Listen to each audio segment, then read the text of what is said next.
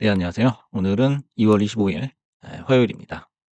오늘 장을 보시면은 오늘도 그렇게 장이 썩 좋아 보이진 않거든요. 그래서 오늘은 팔란티어 얘기를 좀 해 보려고 해요.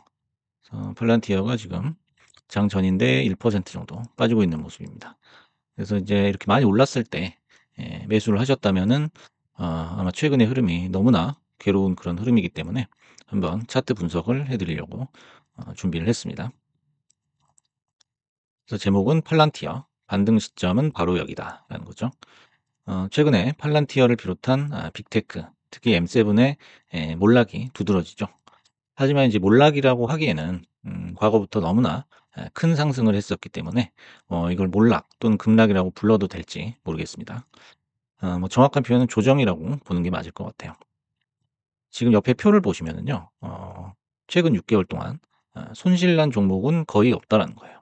M7에다가 팔란티어까지 이렇게 합해서 표를 한번 만들어 봤는데요.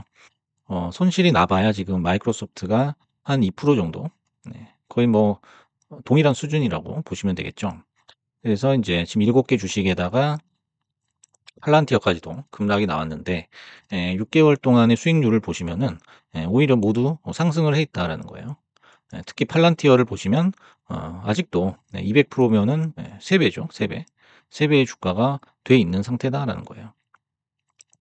그래서 인제 120 달러 맞고 떨어졌기 때문에 30 달러를 기준으로 봤을 때 4배 갔다가 지금 3 배로 떨어진 거죠. 그래서 인제 오랫동안 투자를 하셨던 분들께서는 그렇게 그나마 좀 손실이 덜하겠지만은 최근에 들어가셨던 분들이라면 이게 아마 믿기지 않으실 거예요. 그 테슬라도 보시면 최근에 많이 떨어졌지만 6 개월 동안은 무려 50%나 상승을 했었고요. 엔비디아도 비슷한 수준입니다. 애플도 마찬가지고요. 아마존이나 메타도 인제 아마존이나 메타의 특징은 굉장히 쪼금씩 오르는 특징이 있죠. 그래서 견조하게 오르는 그런 종목들이고 20% 대의 수익을 아직도 기록을 하고 있다라는 거죠. 그래서 인제 앞으로는 우리가 더 이상 이름만 보고 투자해서 쉽게 수익을 얻을 수 있는 시장은 아닐 것이다라는 거예요. 그래서 제가 예상하기로는 나스닥이 인제 회복을 하고 다시 또 상승에 들어간다고 가정을 했을 때 그 시기는 아마 올 하반기가 되지 않을까 싶어요. 그래서 상반기는 뭐 잘해야 횡보를 하지 않을까. 과거처럼 인제 M7이 정말 하드 캐리하는, 멱살 잡고 끌고 가는 그런 이제 장세는 나오기가 힘들지 않을까 하는 생각이 들어요. 그래서 지금 현재 수익률로만 봐도 나스닥이 글로벌 증시 수익률에 크게 못 미칩니다. 크게 못 미쳐요. 오히려 뭐 코스피, 코스닥보다도 훨씬 못하거든요. 전에 없던 일이 일어나고 있는 거죠. 하지만 역시 원인은 그동안 너무나 혼자만 급하게 많이 오른 게 있어요. 그래서 뭐 관세라든지 대외적인 뉴스도 물론 영향을 줬겠지만은 물리적으로 오르는 데는 분명히 한계가 있다라는 거죠. 그리고 인제 M7이라고 하는 주식을 우리가 뭐 평생 가져간다든지 고런 관점 보다는 여러 가지 인제 투자 스타일이 혼재가 돼 있다라고 볼 수가 있어요. 그래서 우리가 M7 주식처럼 뭐 과거에 생각하던 것처럼 뭐 '평생 가지고 간다.' 이런 개념은 점점 희석이 되고 있다는 거예요. 그래서 다양한 어떤 선택지가 있는데 뭐 초장기 투자라고 하면은 그야말로 버핏처럼 팔지 않는 주식이죠. 팔지 않는 주식. 그냥 모으는 주식이에요. 중장기라면은 이제 '팔긴 판다.'라는 거죠. 하지만 당장은 팔지 않고 멀리 내다본다라는 거고. 이제 중기라고 하면은 뭐 짧게는 1 년에서 뭐 한 3 년, 2-3년 정도 되겠죠. 그다음에 스윙이라면은 1달 내에 이제 처리를 하는 거고요. 데이는 인제 하루고 인제 스캘핑은 1 시간도 안 가지고 있는 거죠. 그 모든 어떤 투자자들이 M7으로 급격하게 몰렸다라는 거예요. 그리고 최근에는 이 팔란티어로 급격하게 수급이 몰렸기 때문에 그거를 인제 조정을 받고 있는 그런 양상이다라고 보시면 되겠습니다. 그래서 팔란티어의 최근 한 30% 하락을 했죠. 근데 이게 사실 별게 아니다라는 거예요. 그래서 120 달러 뭐 110 달러일 때 인제 급하게 들어가셨던 분들은 큰 손실이겠지만은 우리가 과거의 M7 주식들의 급락 히스토리를 한번 표로 살펴보겠습니다. 이렇게 보시면은 인제 고점일 때 저점일 때 이게 그 대부분이 어 2022 년도였던 것 같아요. 그래서 테슬라가 -75%, 근데 엔비디아가 34달러에서 10달러로 갔던 때가 있죠. 근데 액면 분할 전이기 때문에 이제 뭐 340에서 100 이겠죠. 역시 인제 70%를 기록했던 적이 있고요. 그다음에 애플도 마찬가지입니다. 그 견조한 애플도 마이너스 40%가 났던 적이 있어요, 고점 대비해 가지고. 그다음에 아마존, 메타도 예외가 아니죠. 56% 77% 이렇게 빠졌던 적이 있었습니다. 그다음에 이제 마이크로소프트 같은 경우에는 여기서 상대적으로 업력이 길죠. 비즈니스를 길게 했기 때문에 최근 들어서 인제 하락률은 상대적으로 많지 큰 폭이 크진 않은 편이죠. 그다음에 구글도 마찬가지로 40%가 빠진 적이 있었고요. 팔란티어도 예외가 아니죠. 팔란티어도 인제 상장한 지는 오래되진 않았지만 하락률이 거의 90% 가까이 하락한 적도 있었습니다. 예. 한번 차트를 보실까요? 45달러이던 게 뭐 5달러까지도 떨어진 적이 있었죠. 하지만 그걸 회복하는데 그렇게 오랜 시간이 걸리지는 않았죠. 그래서 인제 팔란티어는 '이제 시작이다.'라고 보시는 게 맞을 것 같아요. 그래서 지금 손실이 나셔서 인제 많이 괴로우시겠지만은 아직도 갈 길은 멀다. 그리고 앞으로 펼쳐진 수익의 길이 아직은 길다라는 거예요. 그리고 그 과정 속에서 수많은 급등락을 반복할 수밖에 없다라는 거예요. 그래서 M7이 걸어왔던 길을 그 전철을 그대로 밟아 나갈 가능성이 높죠. 그리고 인제 팔란티어 같은 경우에는 흑자를 낸 지가 얼마 되지도 않았습니다. 그래서 한 23년 부터 흑자가 났으니까 이제 겨우 인제 뭐 3년 차, 2-3년 차에 접어드는 건데 그 과정에서 인제 30% 빠지는 게 예 대수가 아니라는 거예요 사실은. 그 우리가 넓게 보면 우리가 한 달 뭐 일 주일 이렇게 보면은 '팔란티어 망했구나.' 뭐 이렇게 생각할 수 있지만은 사실 주식이란 게 그렇지 않다는 거죠. 그 30%의 하락을 우리가 못 버틴다면은 단타만 쳐야 됩니다, 단타만. 단타만 쳐야 되는 거죠. 그래서 인제 장기 보유로 큰 수익을 우리가 내고자 할 때는 그만큼 어떤 시간의 흐름이 필요하다라는 거죠. 시간이 누적이 돼야만 그게 인제 수익으로 연결이 되는 거죠.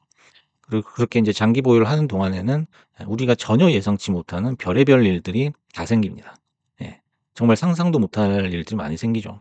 그래서 그 일들을 다 겪을 각오가 되어 있어야지만 여러분이 장기 투자를 할 수 있다라는 거예요.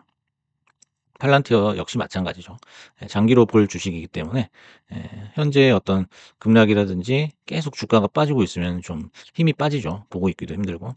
하지만은 인제 10년 이상 보유하지 못한다면은 "그 주식은 10 분도 가지고 있지 말라."라고 인제 버핏이 얘기를 한 바가 있죠.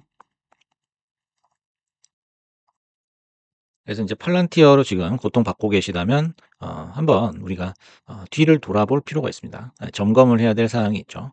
그래서 내가 팔란티어에 들어간 시점에서 어땠는지를 한번 그 기억을 해 보시기 바랍니다.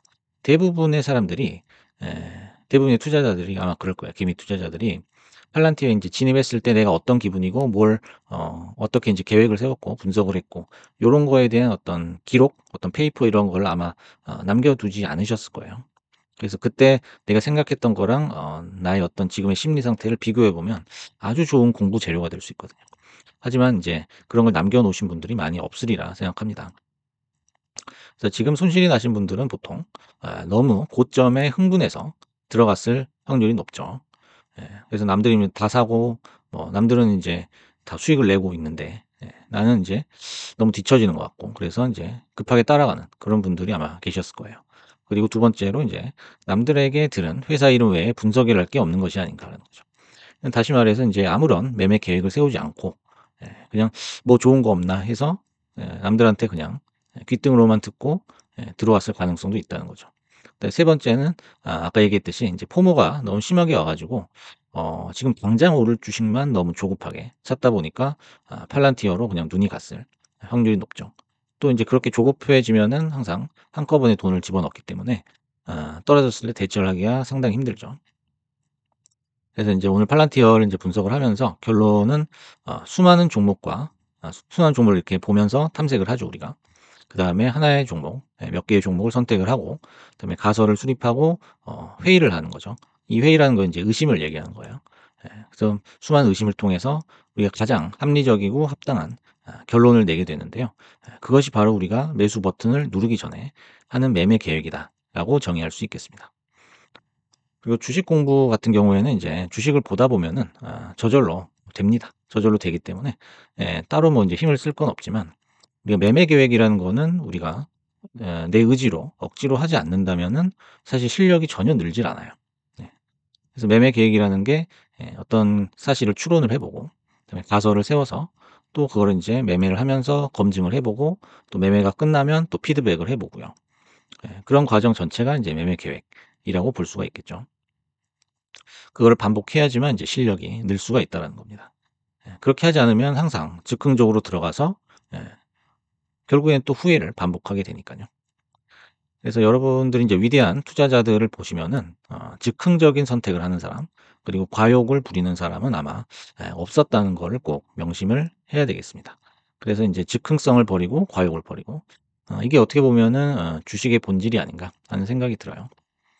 그래서 마지막으로 팔란티어의 인제 반등 시점을 알려드리자면은, 이전 고점이 아마 84.9 정도 됐을 거예요. 85 라고 봤을 때 지금 현재 캔들이 내려오고 있는 고 지점 바로 밑이죠. 초록색 선이 인제 60 일선인데 60 일선과 만나는 점이 $85 일 것이다.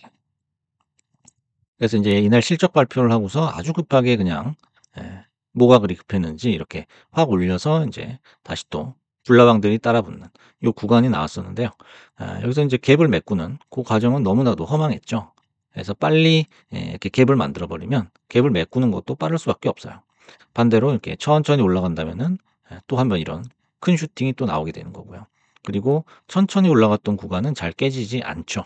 그게 갭하고 이런 점진적인 상승의 가장 큰 차이라고 볼 수가 있습니다. 그래서 캔들이 몰려 있거나 이렇게 줄지어 있어 가지고 하나의 선에 여러 개의 캔들이 이렇게 걸린다는 거는 그 가격선에 대한 어떤 신뢰를 나타내는 거예요, 결국에는. 그래서 고렇게 분석을 하시면 되겠고요. $85 가 주가 회복 및 조정의 종료 시점일 가능성이 지금 현재로서는 매우 높죠. 하지만 인제 마지막 그 관문이 마지막 터는 물량으로 80 초반까지 훅 빼고 또 갈 수가 있다는 거죠. 그래서 인제 우리가 올리기 직전에 훅 빼는 그런 게 있어요. 훅 빼서 올리고, 내려갈 때도 마찬가지죠. 훅 올렸다가 빼 버리고, 고런 인제 트릭이 있기 때문에 그 차트상의 트릭도 한번 주의를 해서 봐 주시기 바라겠습니다. 그래서 오늘은 이제 팔란티어 얘기를 해 봤고요. 팔란티어가 최근에 30% 정도 빠졌는데 지금 현재 어마어마한 성장을 했던 한 M7 주식들도 과거에 그런 스토리가 있었다 라는 거 한번 잘 생각하셔 가지고 장기적으로 투자하셔서 좋은 수익 내시기를 바라겠습니다. 감사합니다.